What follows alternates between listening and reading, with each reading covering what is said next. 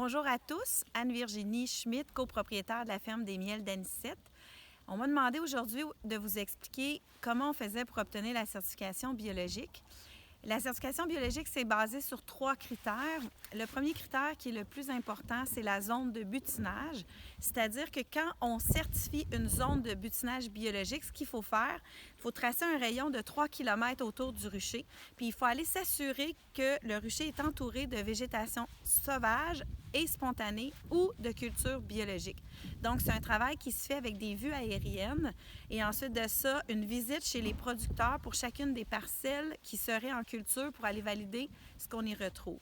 Ensuite, le deuxième critère, c'est un critère de non-usage dans nos pratiques apicoles d'aucun pesticide, qui est un critère qui est assez facile à respecter parce qu'on a des acides organiques qui fonctionnent très, très bien en apiculture pour contrôler des parasites comme le varroa, par exemple. Et finalement, il y a un critère qui concerne aussi nos pratiques apicoles, mais qui ont un lien avec le conditionnement du miel. Donc, il faut que le miel soit liquéfié à basse température. Donc, on ne tolère pas la pasteurisation du miel. Quand le miel a cristallisé, il faut le rendre liquide, donc le liquéfier à une température maximale de 45 degrés. Et ensuite de ça, il y a aussi certaines politiques internes internes à la miellerie, qui concernent l'hygiène et la salubrité. J'espère que ça répond à vos questions. Au plaisir.